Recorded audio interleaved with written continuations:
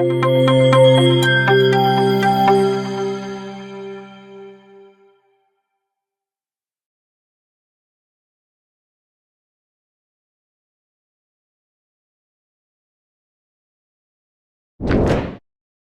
this vlog, we are going to cover how to fetch the code from Firebase Studio and utilize it in our local machine. So we have our Android Studio setup already, right, for Flutter app creation, or you may be having any other IDE like VS Code. Then this blog is for you, especially if you are facing any issues like how to fetch the Firebase Studio code onto your local system. We are going to utilize the GitHub here. So I have already logged into my account, and this is the solution which is being used by most of the developers who try to store their code in a safer place and also to handle the versions in their softwares in a much more efficient way. So I suggest, if you are using this particular tool for the first time, then make sure you follow this tutorial till the end. And for those who are already aware, this might be a refresher for you. So now quickly let's get into the Firebase Studio and go to our project which we have created in the previous tutorial. So here we are trying to unarchive the project because we were not using this project for some time, like a week or so, and the project is being archived.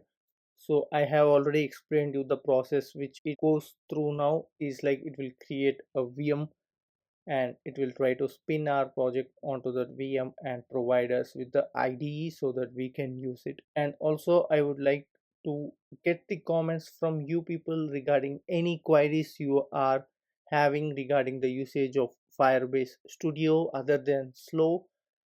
Is there anything you are facing trouble in? Just let me know in the comment section below. So yes, our environment is now getting ready, and sometimes you might also face an issue in this particular step. So here our project is now loaded, and let us wait a bit for the emulator to start up. And this particular tutorial I have clearly explained you in our previous tutorial here. If you have not watched this particular tutorial, I will be providing the link in the description section below. I'll suggest you to watch it. You'll get a good idea on how to get started with programming in Firebase Studio. And here is our code, and I can't see any option here so as we can download the code here. So there is no option. Well, if I do save as, I'm not getting any option here. And just please let me know if you got any option other than the GitHub here, other than the version control mechanism. So just let me know in the comment section below. Surely we'll try to discuss that on the further tutorials. Okay, so here we got the terminal, and quickly I'm going to initialize the git here. And here now initialized empty git repository in home user myapp.git. Okay, so the very first thing again what we need to do is go to the GitHub and try to create a repository here. And this particular repository I'm going to name like Flutter add integration. And also I would like to make this like a public repository. And yes, here we have got the repository name available, and description also. Every time try to provide the description here. And if you want, you can even add a readme file, but for now I don't want a readme file here, and I'm creating a repository now. And here we got the link for the repo, and copy this particular link here and get back to our Flutter code. And here we have got the repo created, and now let us try to check the status. And here is a list of files that are present in our code, and also you can ignore these particular files, and also you can ignore few files over here, but as a part of tutorial I'm trying to just push the things. But for now I'm just trying to add all the files here.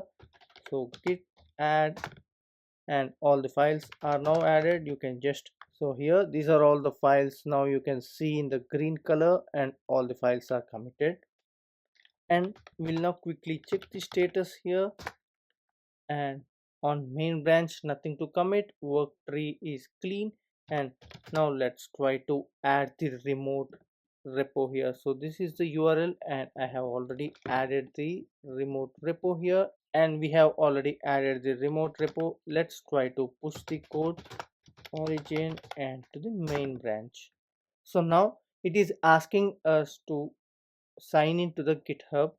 So let us try to sign into the GitHub, and this is the code. Make sure you copy this particular code and continue to the GitHub, and we need to activate the device and authorize Visual Studio here.